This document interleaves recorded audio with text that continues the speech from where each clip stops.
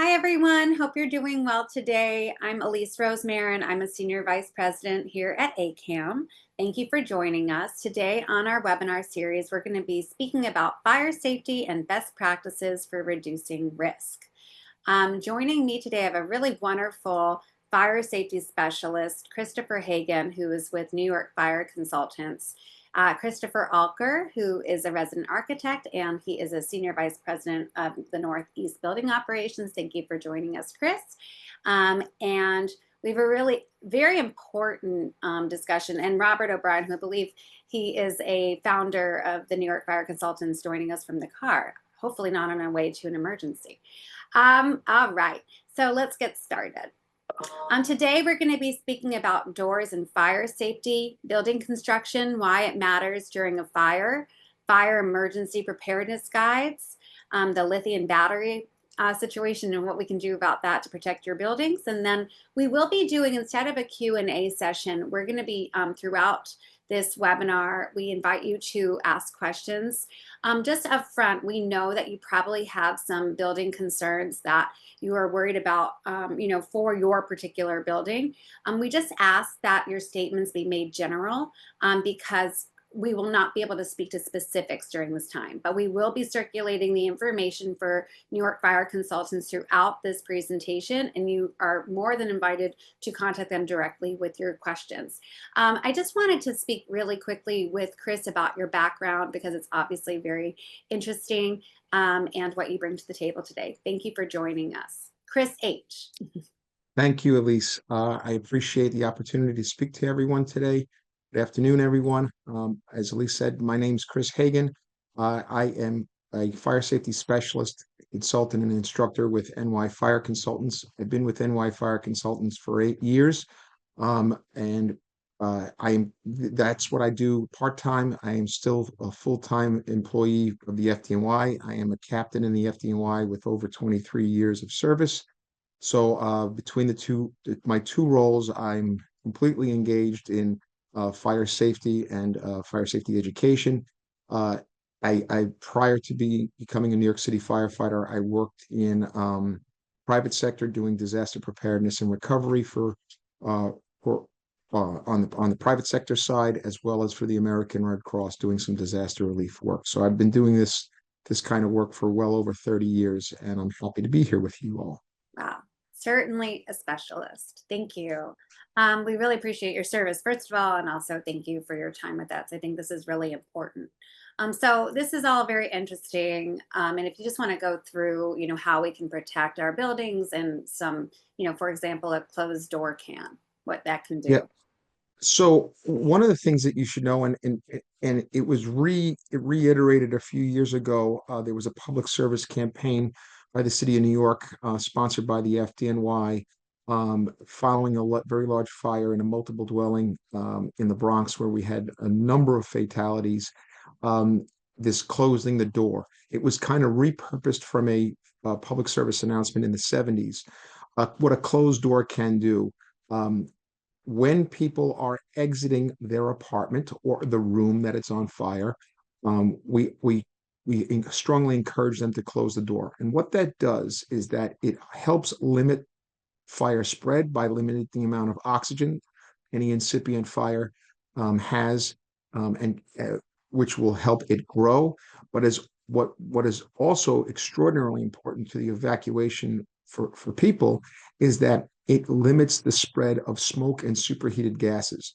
Most people are injured or ultimately sometimes are killed in a fire, not through direct flame impingement. It is smoke inhalation. So closing the door limits the spread of fire, as well as keeps evacuation routes safer for people to exit the building, or at least get away from the fire area if they're in a high-rise building to a place of safety below the floor or below the level that the fire is on. When should we use close the door? We always keep a fire door closed. Our fire doors are generally metal doors. They are self-closing and should not be chocked open unless they're attached to a fire alarm system via electromagnetic device that would when the fire alarm system activates, automatically closes those doors. Fire rated doors are generally, at the very least, rated for 3 hours of direct fire contact. They seal, and they also limit the spread of smoke and superheated gases, as I said, is one of the biggest threats to human beings during a building fire. If you're escaping a room or a building that's on fire, we should close doors behind us if possible.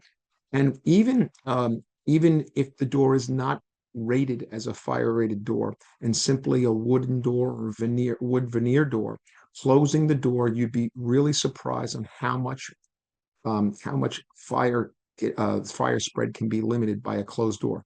In the fire service, firefighters, when they get to the apartments that it's on fire and the room that's on fire, the seat of the fire, we close the door if and when possible, to buy us some extra time, to buy us time to stretch the hose line, search the rest of the apartment for victims, and then open that door when we're ready to extinguish the fire and we have a positive water source.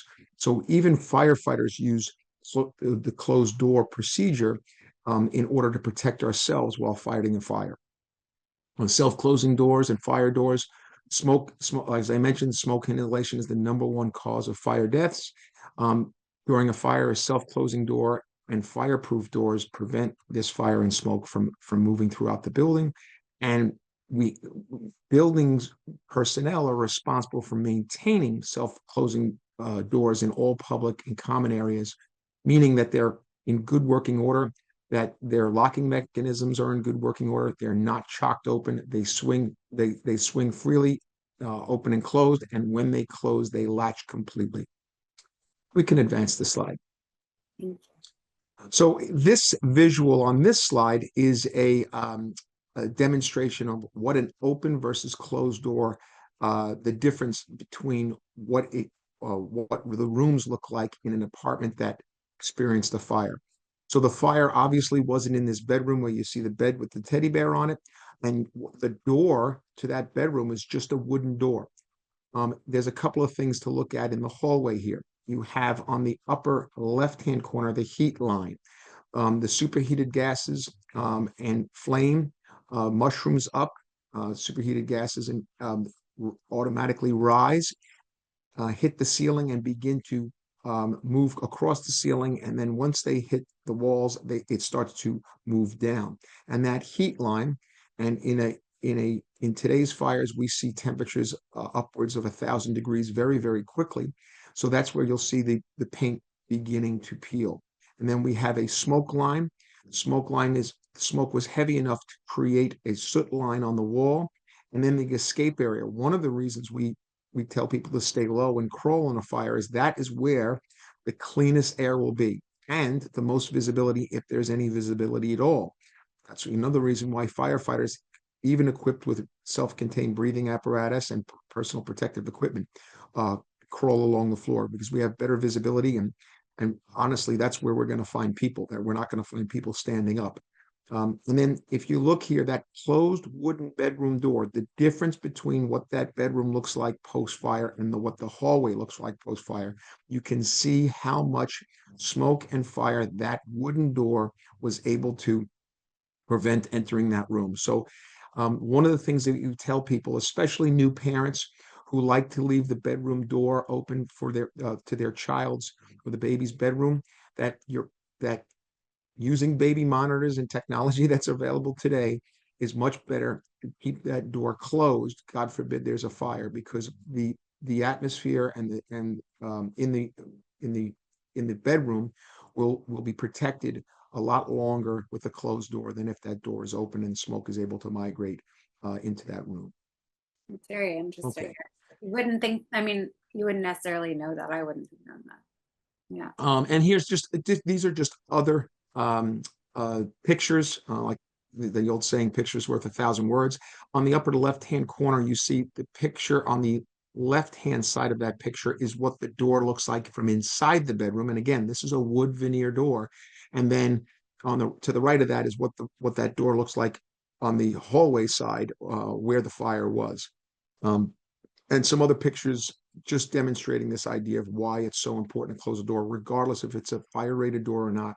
it helps limit the spread of superheated gases and smoke, which helps facilitate evacuation and helps keep people alive. Wow, it's amazing. I know we have a video here to Yeah, demonstrate. this video is sped up 5 times. It's just a demonstration of what the bedroom looks like with a closed door, where when the fire starts outside the bedroom. You have 2 bedrooms on the right here, one with the open door and one with the closed door. Obviously, the camera is sped up for effect. You can click it again, and you'll see the fire growing. What we consider that fire on the left-hand side in the living room at this point an incipient fire, but it's quickly growing and moving into the growth stage. And what the difference there is the growth stage is when the fire has now spread from where it originated, like on a couch cushion from a candle that might have fell over, to other combustible products in the room. Once we hit the growth stage, this fire is not able to be put out successfully with a home fire extinguisher. So if we're not able to quickly extinguish a fire with a portable fire extinguisher we have at home, we move to the growth stage very, very quickly. You see the open bedroom door at 5 minutes, it's completely blacked out. And the closed bedroom door, we still do have a little bit of light.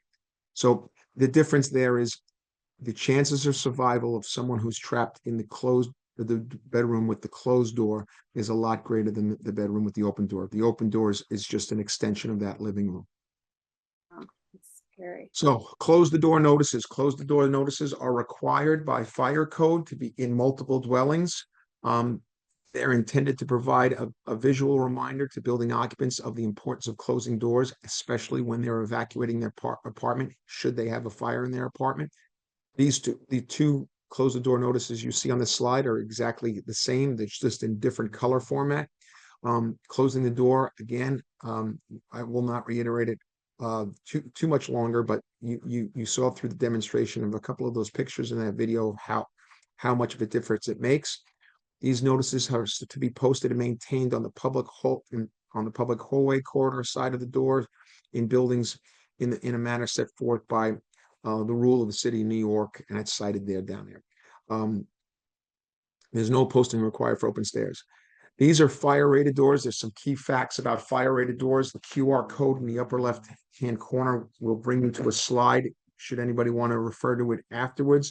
Just a couple of things to highlight about this is that fire door signs should be fitted for both sides of the door, so that before you pass through a fire rated door, you will know that it's a fire rated door and it's supposed to self-close. And then when you're on the non-occupied side, many times a stairwell side, you'll know whether or not you can re-enter from that door or not, or if you have to move down below to exit the stairwell. Fire rated doors in most multiple dwellings we see perhaps on the apartment door entrance doors, as well as stairwell doors. Our stairwells are generally in a high-rise building construction are constructed of non-combustible materials, meaning that they're serving as safe passage once a person evacuates the fire area and gets into the stairwell. That self-closing door will help create a smoke-proof enclosure as people can now continue to exit and go below the fire. There are 3 sets of fire door hinges, have to be checked regularly.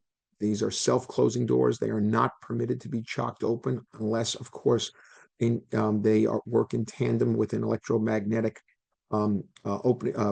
latch that would deactivate, allowing the door to close when the fire alarm system activates.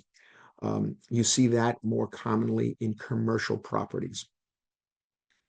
You And may advance the slide, please. yeah, And again, here's a 13-point self-closing door fire door checklist for properties to use to make sure that they are maintaining their fire doors in proper working order. We won't go through all 14 parts, but it really, again, highlights that they are functioning properly. They swing open and closed easily. There's no locking mechanisms that people can get through them, and they are the self-closing components of it are working properly, and they're not shocked open. All right. And it also Can I, addresses signage, that kind Chris, of can thing. I just jump in and ask you a question here? Sure. Um, I think probably what our audience doesn't really understand is that modern buildings, especially non-combustible buildings, which you're about to talk about, the difference between the two are really designed to compartmentalize smoke and fire. Yep. So I'm sure everybody's thinking, and I know we get this a lot, what about the sprinklers? What about the pumps? What about the fire extinguishers? It sounds like, and correct me if I'm wrong, that, closing doors, closing doors and making sure doors are self-closing as they should be in these multifamily residential buildings is by far one of the most important things above and beyond a working fire extinguisher or even a sprinkler system. Did that Yes, seem accurate? that is absolutely accurate. And the reason why this is what that residents and occupants of the building can do as a self-preservation technique on their way out of the building, and also that helps other occupants who may be fleeing the scene as well. Um, the sprinkler systems, portable fire extinguishers are all obviously excellent options, but sometimes fire, as I mentioned before, fires are discovered and have already grown past the point where someone can safely use a portable fire extinguisher.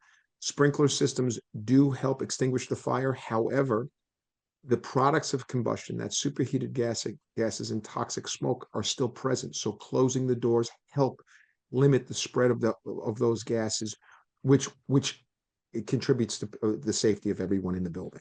And what about equipment in the building? I've heard this regularly, and it would be good to hear from the FDNY um, uh, as a representative. I mean, we have buildings with fire pumps in them. We have buildings with standpipes and fire hoses in them. It's my understanding that, while they're required by code, the FDNY won't necessarily utilize that equipment unless they absolutely have to, because you aren't maintaining it yourself and so can't ensure that it's reliable. Does that sound accurate? Well, I mean, we could go down high, primarily residential high-rise buildings, generally buildings over 75 feet, are required to be built of non-combustible construction.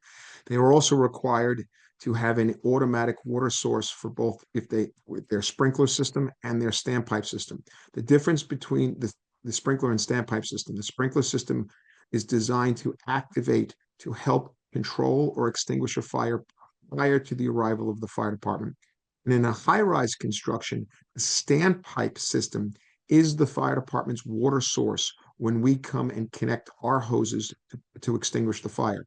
If you think of take a 50-story residential building, it is not efficient for the fire department to pull up outside that building and stretch hose to the 42nd floor. It just takes too long. So firefighters walk in with rolled up dry hose and connect in the floor below, where they would connect, like, let's say, on the 41st floor, and stretch up one floor to extinguish the fire on 42, because it's just much more efficient. However, if the, the, the building needs a water source, and that standpipe system is the fire department's water source. So it's like a When we fixed hose or fixed piece of infrastructure that the fire department can use and access to facilitate extinguishing the fire in a large building.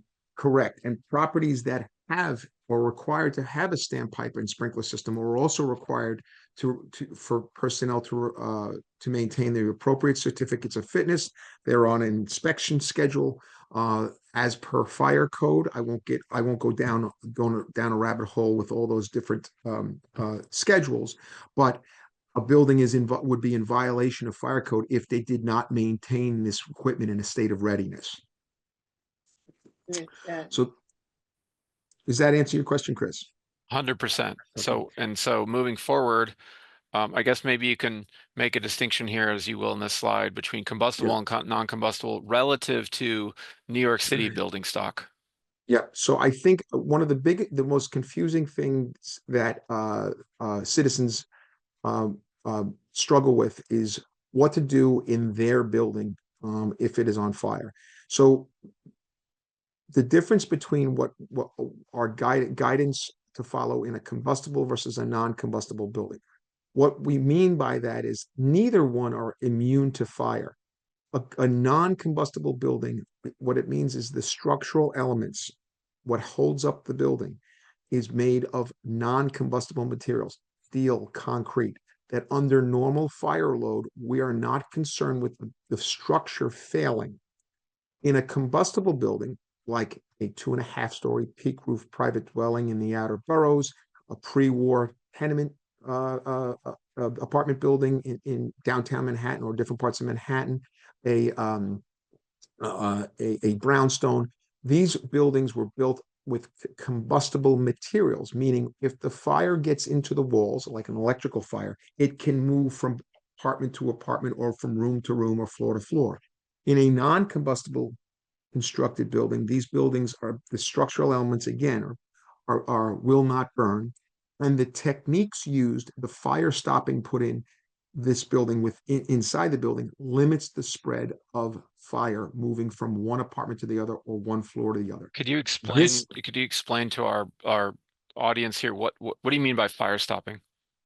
fire stopping would be construction techniques and materials used so that a fire in one location, let's say that starts out in a room, candle falls over on a couch, does not necessarily move to another outside of that room or to another unit in that building, because there's fire rated stopping, whether it's solid wood, fire rated sheetrock, double sheetrock, or whatever. So it contains that fire in the place of origin, as opposed to a combustible building, a building that's built brick, mortar, wood, plaster, lath, where we do have natural voids.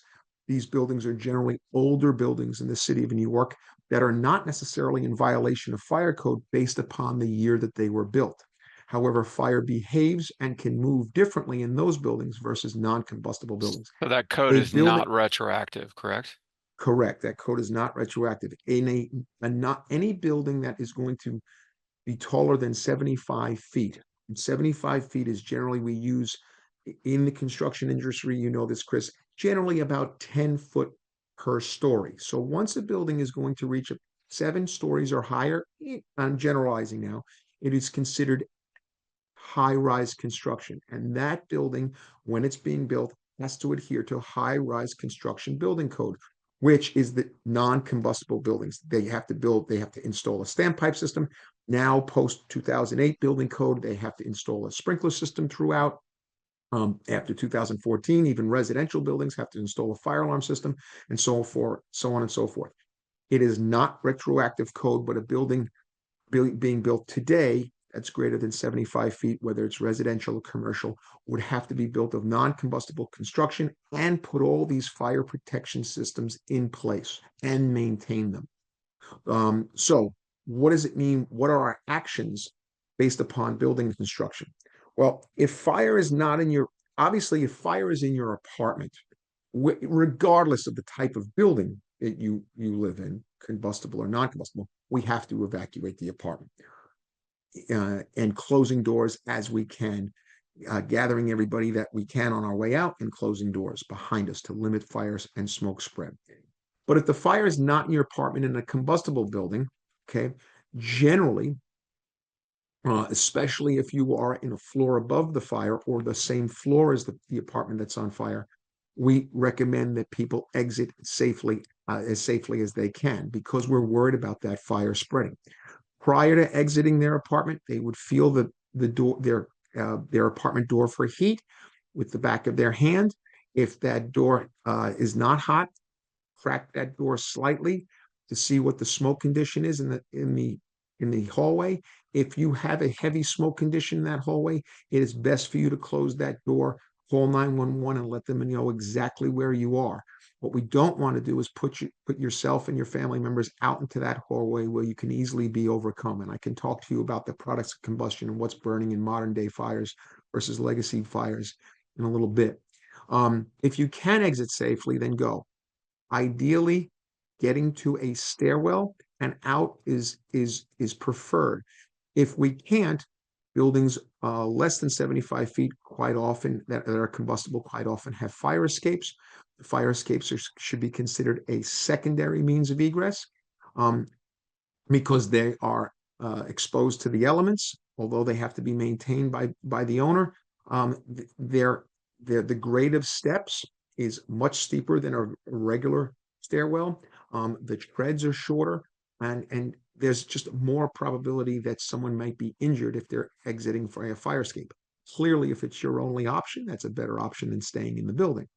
And finally, if you are stuck in your apartment and you feel like the hallway is not safe to transverse, opening a window a few inches from the top and a few inches from the bottom, provided that that window's not directly above a window below it where fire or smoke could be emanating from. We do not want to break windows. A broken window cannot be closed.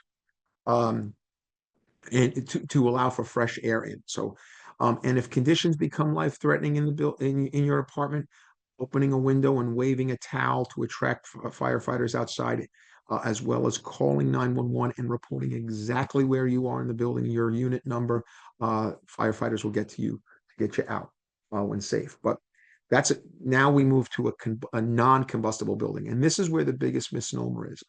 We've had several high-profile fires, not only in New York City, but throughout the country and in other places in the world, in non-combustible buildings, where people very remote from the fire put themselves in a bad situation because they decided to try to evacuate.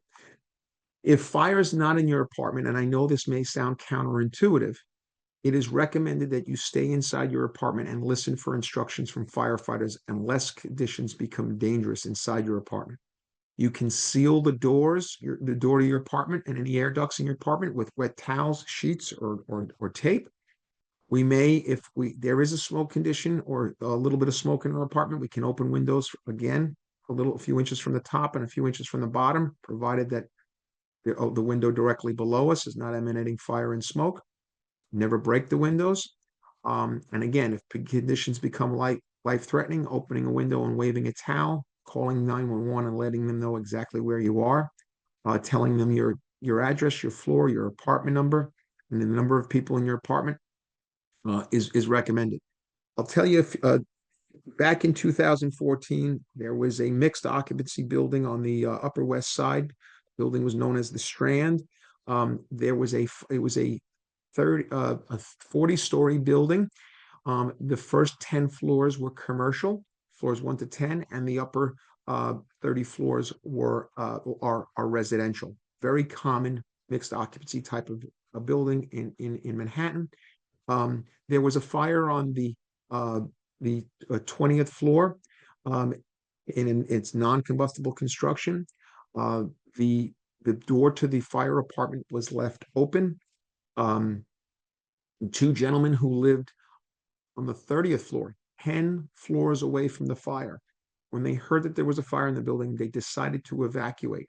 What happened is they put themselves in a stairwell that filled up with the superheated gas and products of combustion because the door to the apartment was open.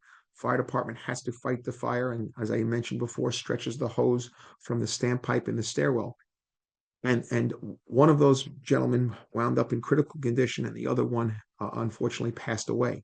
Had they stayed in their apartment 10 floors away from the fire, they most likely would have been just fine.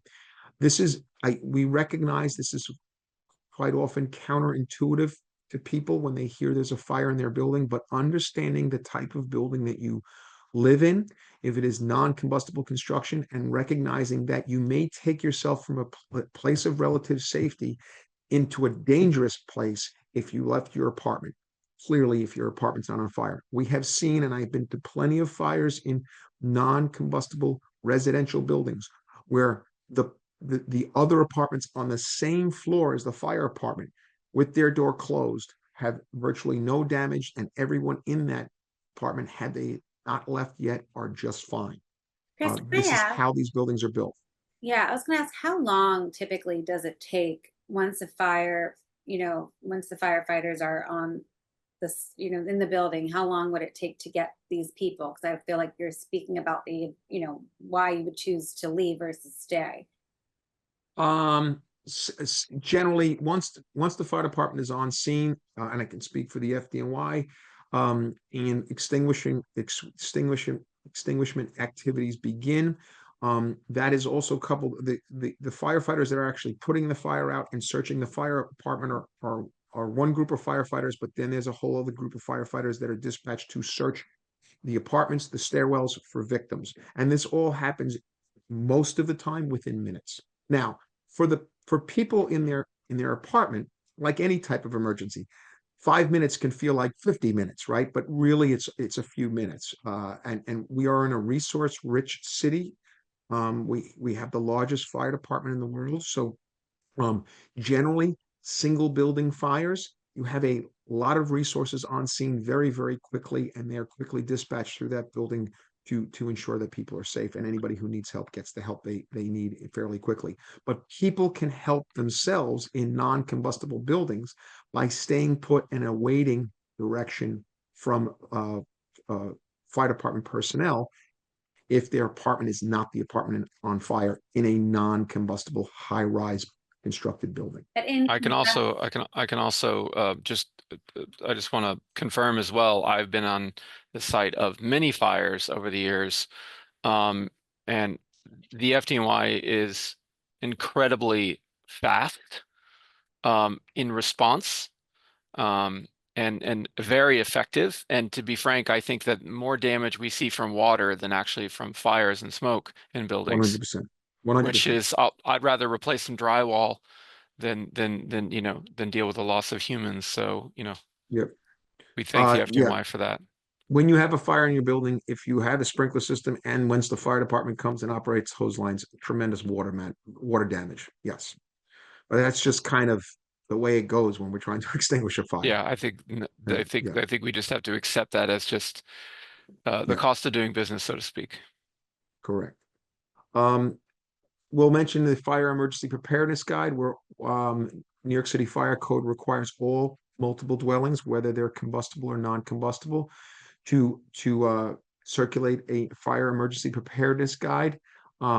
This guide, it comes in two parts. The page one that you'll see all the way on the left-hand side here is just some building statistics. This is where residents will be able to tell whether their building is combustible or non-combustible. Generally, if the building is less than seven stories, and not kind of a pre-war building, it is going to be a combustible building. A building that's over 7 stories for the most part and built after 1938 building code is going to be built of non-combustible construction. That's on the left-hand side here. That page one of the fire emergency preparedness guide also talks about the fire protection systems that the building's equipped with, as well as the means of egress, and lists the different stairwells and where the stairwells terminate, both at ground level or below grade, as well as what floors they serve. So that usually is posted, and that's required to be posted in a public area like the lobby. Sometimes you'll see it in the front lobby of a building near the mailboxes or something like that. And then the page two, the other parts of the guide, the fire safety notice, is to be distributed once a year to the residents in each unit.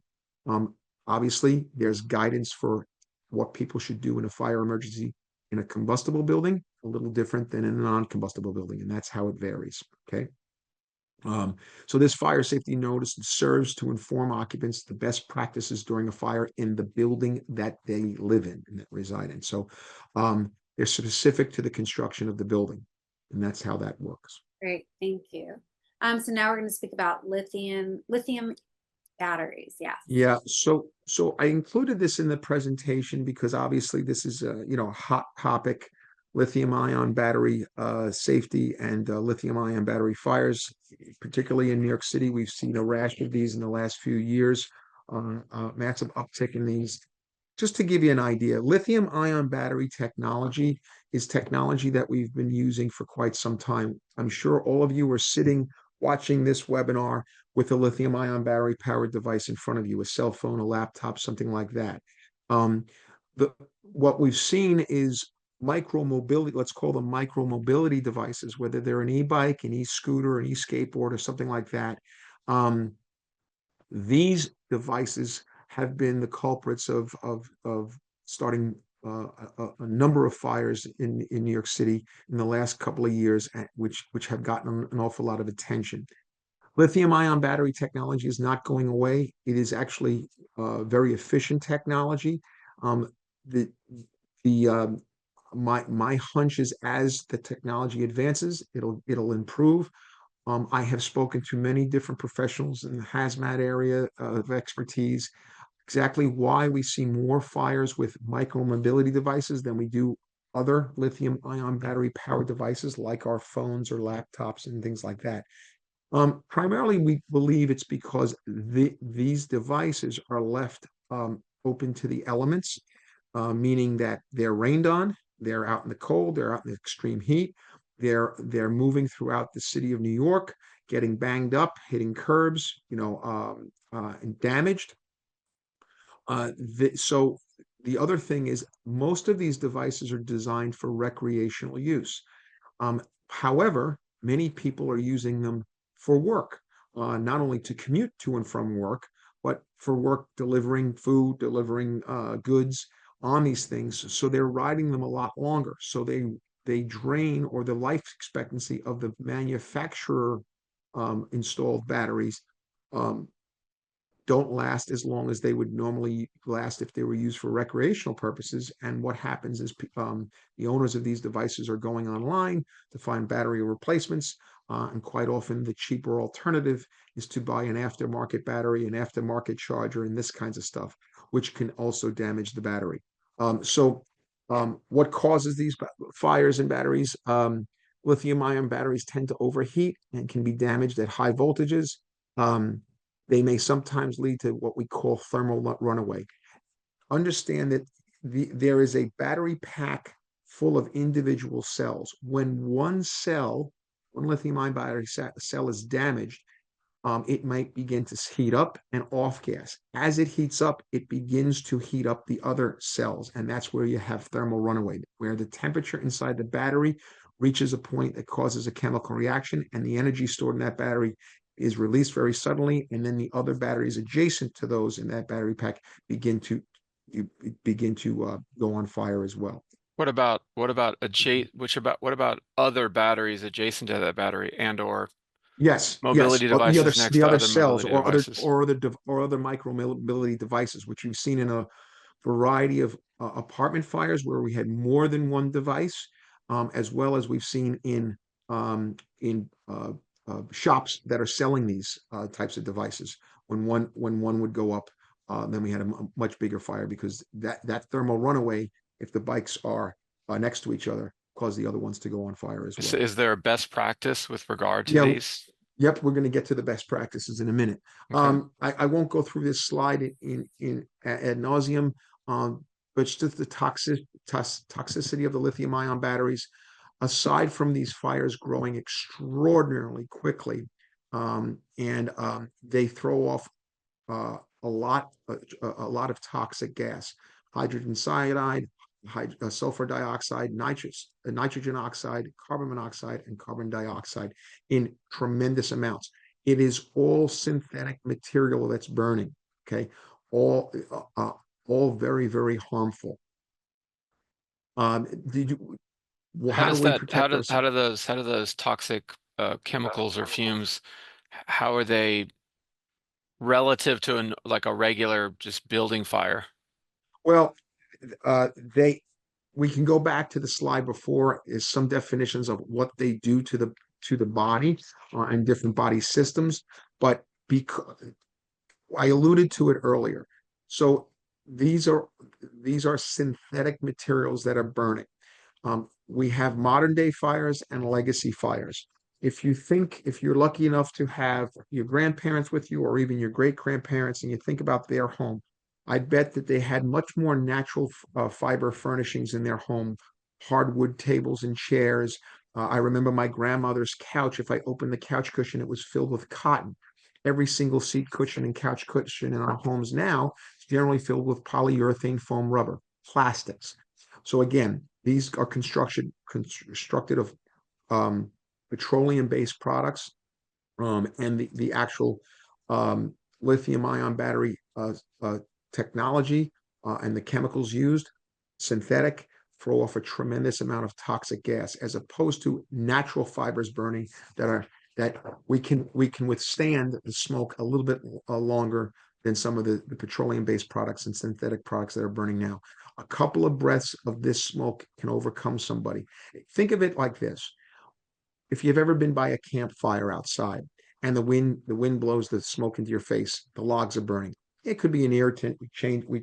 We turn our head, maybe cough a little bit, but then the wind shifts. If we started burning one of these lithium-ion batteries or something plastic, like a plastic bin, how many plastic bins do we have in our homes? It's petroleum-based products. Plastics are petroleum-based products. They throw off much more toxic gas. The fires grow um, much quicker and throw off a tremendous amount more BTUs, much hotter. So this is what when we in the fire service we talk about modern day fires versus legacy fires. In the last 50 years, the furnishings in our home, our buildings haven't changed that much, right? Newly constructed buildings may have changed, but the same fires in that pre-war tenement building are very different now, is because what the contents are in the building, what is burning is very, very different. And lithium-ion battery technology is all synthetic materials that throw off these types of gases like so many other petroleum-based products. What are your feelings on banning devices? Do you do you recommend buildings do that, or Um, do you think they should be educated? we Yeah, we've had obviously clients of ours. Well, first of all, let me say, lithium-ion battery technology is not going away. Neither are micromobility devices. I know there was people clamoring to ban these types of devices, but um, they're considered green energy, right? They're not fossil fuels, and they're also very affordable. People are using them to get to work, get to school, move about the city, so they're not going away. Individual buildings, there have been co-op boards who have banned them from their buildings. Others have put in stringent rules of where to charge the batteries, and I'll go through on how to charge the batteries. The only problem is it's up to the individual. Once that device or that battery pack gets into someone's apartment, we can, no rule can guarantee that they're going to be following it, right? Or practicing safe practices. So what we say is to only purchase lithium-ion battery powered devices by certified by an independent laboratory in the United States. We see the UL rated laboratory sticker on many products. If you went to buy a scooter for your child for their birthday, and you had one that had the UL rating on it and one that didn't, the one that has the UL rating is probably more expensive. So what happens is people grab the one that's less expensive. Only use manufacturer approved batteries and charging devices designated for this device. That has become a problem too, and that's one of the biggest problems when people are using these devices for more than just recreational purposes, like delivering food and other things. They're going through the battery life of the manufacturer installed battery much quicker. They get online, they buy aftermarket batteries that might not be UL rated, and or charging devices that are not approved by the manufacturer. I heard a statistic about a year ago: 80% of the aftermarket batteries that are available on eBay and even Amazon come from China, and we're quite sure that the same independent laboratory type of testing is going on in that part of the world, but they're available in U.S. markets. Storing batteries at room temperature and out of direct sunlight is another thing that we should be doing. Do not use any damaged battery or any damaged lithium-ion battery powered equipment.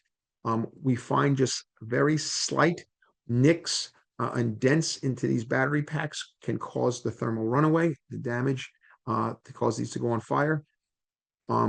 Do not charge these devices in passive egress or stack them up against each other. One of these things, and do not charge overnight, because overcharging can cause overheating, which can cause a fire. One of the biggest challenges we see is when someone brings their e-bike or e-scooter home into their apartment, they generally don't drag that thing all the way to a back room in their apartment. Where does it sit? It sits right inside door, their apartment door, which is their primary means of egress. Meaning if that device were to go on fire, now their primary means of egress is cut off. The other thing is leaning it up against another device. We have thermal runaway. That other device can now be involved. Leaning up against an old-fashioned radiator. That heat from the radiator can cause this thing to ignite, especially if it's been damaged. Again, and do not charge these things overnight. Just charge them for a short period of time. When they're fully charged, take them off the charger and leave them alone. And then finally, we are not to put lithium-ion battery-powered devices in regular trash or recycling. They're scheduled for special pickup because they're considered hazardous materials. We've had a number of lithium-ion battery-powered device fires in garbage trucks, or people throwing away these batteries in garbage trucks. The hopper comes down and crushes them, never knowing that there's a lithium-ion battery in a garbage bag, causing a fire in the hopper of the garbage truck. Oh man. What are your feelings on flame retardants? You mean like fire blankets and things like that? That, and I think there's apparently, I guess it's been known to damage and cause lung cancer. Apparently, there's a movement now to remove them. This is a board member's question, and they don't. You mean like a flame retardant that we apply to a material? That's what it seems like. To keep Like, kids pajamas, couch cushions, and all that. Yeah. There's I don't have a particular product that I can speak of. I do know that certain products, holiday decorations, and these kinds of things are mandated to be manufactured inherently of flame retardant materials, especially if they're in common areas. I know that obviously there's some toys, youth toys and pajamas that have flame retardants.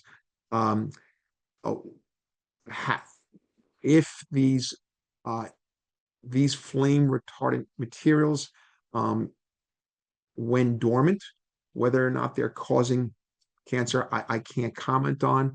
We do know when any of these types of materials are damaged or break down, they can emit harmful chemicals. But I'm not prepared to talk about whether or not a flame retardant pajamas sitting in, on a child or in a drawer are dangerous. I'm sorry. I don't know. Yeah.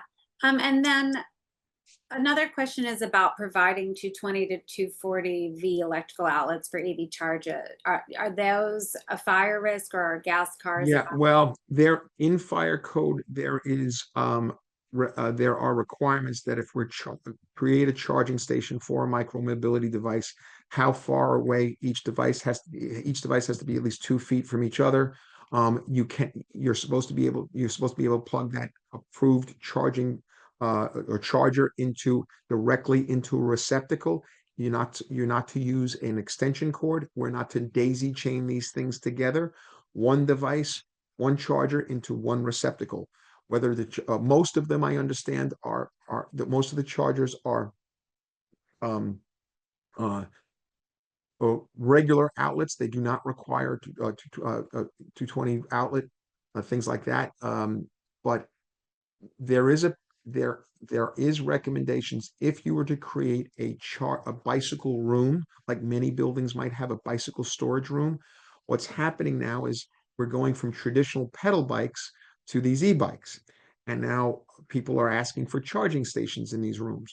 Those rooms should be built of fire-rated material, fire-rated sheetrocks, fire-rated door. Those rooms should be sprinklered, and all of the devices should be plugged directly into an outlet and not daisy chained. And given the amount, there's guidance in fire code for the amount of devices that are in a particular room and how far away each one has to be from each other, which the challenge in reality is that limits the amount of devices you can store, right? Because instead of being able to, for want of a better term, crowd that bike room with a lot of bikes, because of the concerns with lithium-ion powered devices, their fire code calls for spacing, fire rated construction, fire protection systems, and that kind of thing, which for quite often for so many facilities becomes cost prohibitive, and which is why you see a lot of individual buildings and boards voting just not to have these in their building, because to have them in the building and increase the probability that they're kept safely is a tremendous cost. What about for cars, like maybe in a garage? Again, what if you look at some of the electric car technology specifically, I have been to some auto accidents with electric cars that did not go on fire and some that have. Um, how that obviously an auto accident can cause damage to those same types of cells, just bigger battery packs that power an electric car. Um, the same concern for an electric car as a micromobility device inside a structure remains. However, it seems as if e-cars, the battery systems are encapsulated uh, and a bit more insulated than in some of these micromobility devices. However, let's think of it this way: a car um, could sustain much more greater damage because it's usually moving a lot faster when it strikes something. So it's not. We've seen fires that occur in electric cars, not immediately upon the crash. Crash happens, firefighters are operating, even the tow truck gets there, but because that lithium-ion battery pack has been damaged in the actual accident, we've seen the firefighters put out any incipient fire or apply water just as a precaution.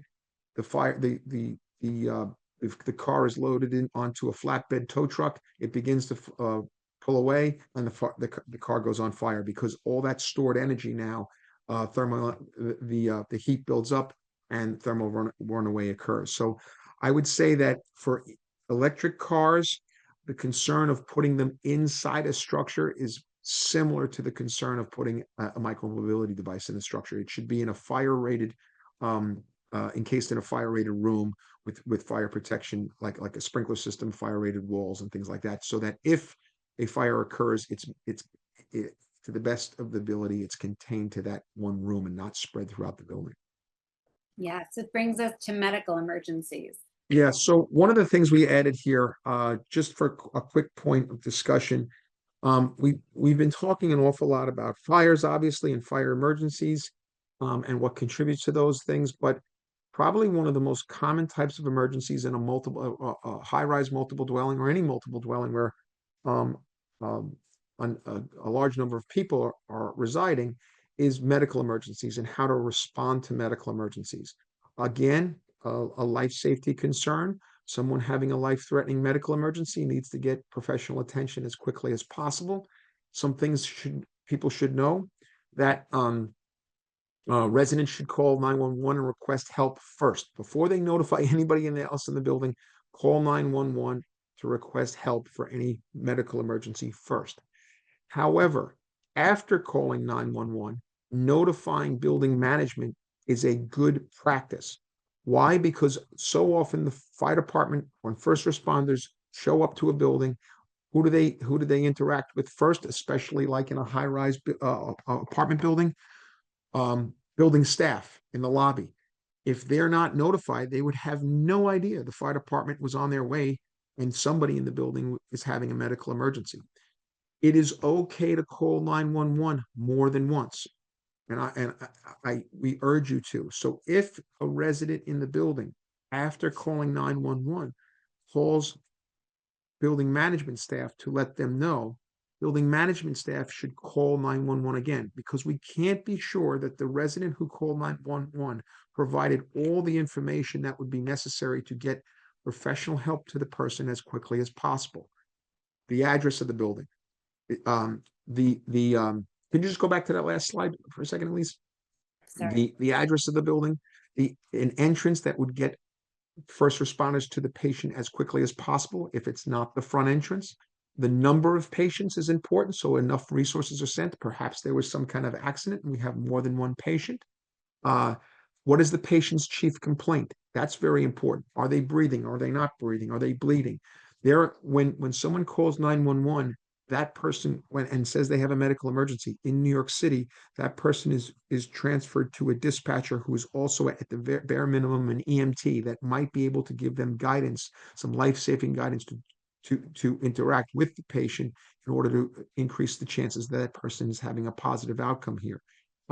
Any hazards involved? Was there a spill of some kind of hazardous material or something that caused the injury? What is the caller's name and callback number in case you get disconnected? And then finally, ensuring that we follow the exact instructions of that 911 operator that might help save that person's life. Okay, the next slide is when we ensure that 911 is notified. Some buildings have CPR trained and first aid trained staff, notifying that staff to dispatch them to where the location of the patient. Designated as a staff member to deliver any on-premise automatic external defibrillators, which are becoming much more popular even in residential buildings. And begin to get that device and that equipment to the patient. And if we have first aid and CPR trained staff, maybe to begin care. Designate staff to respond to the patient's location to do some crowd control to keep access to the patient clear. Staying with the patient, preventing any not necessary people from gathering around. Patients should not be moved unless it's absolutely necessary to get them out of any further danger. Other things that we want to do, perhaps recall an elevator and put it in independent manual mode if it's on an upper floor, right? Because you can go to the next slide. We recall that elevator to reserve for first responders when they get in.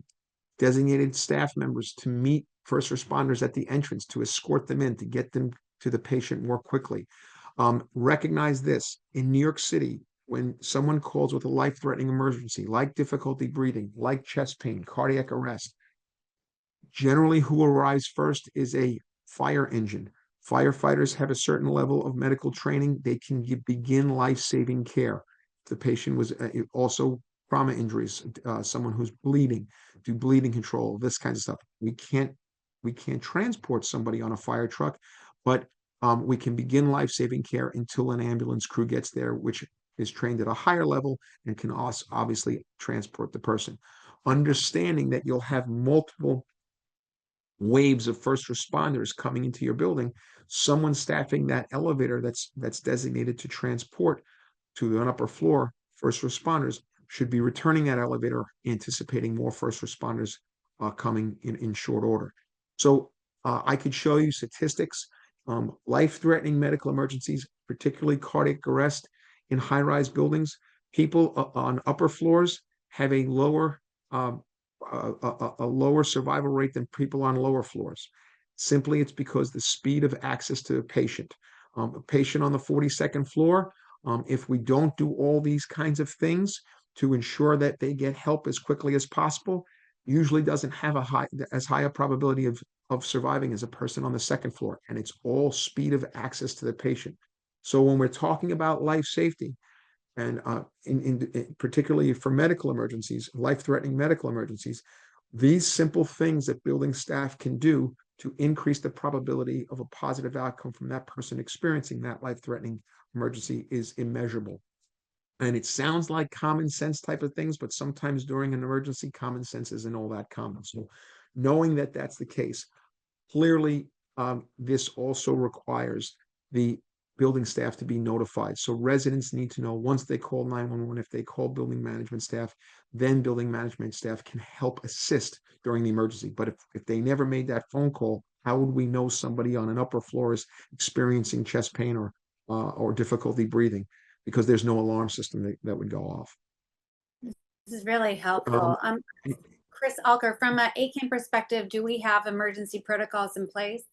Absolutely. I mean, generally, and I know Chris said it earlier, call 911, call 911 again. We would call 911, the RM can call 911 in the event of a medical emergency, especially. Our emergency protocol is we have a standard operating procedure for a wide range of emergencies. So different people are called in a very specific order based on the type of emergency, right? But anything that's medical related, and if there's if there's a fire or gas leak, you know, calling the FDNY, calling, first responders first and foremost is probably the best thing that you can do. And then subsequently we will follow up, both, the RM, the manager, our operations team, with our team on the ground, with building staff, then with the board, then with residents, and then, finding ways to post and disseminate information either by building link or by something as simple as standing in the lobby and informing people coming in and out of the building. We will always defer to first responders for their instruction as to how to deal with something major like a gas leak or a fire, especially because of the life safety issue. But we take all that stuff very seriously. But yeah, we want to make sure, especially when we have these types of emergencies in our buildings, that we are following the lead of the FDNY or the police department. And more importantly, what we're there doing, both AKAM and building staff, is giving them the information they need in order to do their job as efficiently and effectively as possible. Because we do know the building, we might know, if there's if there's a resident in the building that has mobility issues, or if there's, we don't have keys to something, or, how do I access a service elevator, or how the floor plan is divided and the like. Anything that we can do in order to make their jobs more effective, and also for the safety of the firefighters, because we do have some very interesting and some older buildings with some strange arrangements and egress situations that the fire department may not be immediately aware of, and so we want to make sure that they're fully informed. Yeah, and the fire department relies on building staff for the nuances of those individual properties, because your staff is going to know the the specifics of your building, and maybe if there's egress issues or access issues, much better than any responding fire department personnel. Yep. Thank you. It's been really helpful. Thank you so much, Chris Hagen, as well as Christopher Alker. I just want to mention that your company does offer, in-person trainings for buildings, should buildings be of interest. And I know that you've done them on Zoom and in person. And obviously, life safety is very, very important. We take that very seriously here at AKAM as well. We are happy to circulate on the company's information that we were speaking with today, which is New York Fire Safety. I believe there's a QR code that has been provided throughout today's webinar. But again, we are happy to circulate the recording. We usually can circulate this within a few days. So thank you so much to everyone for joining us today. Thank you again, gentlemen, and have a wonderful, safe afternoon.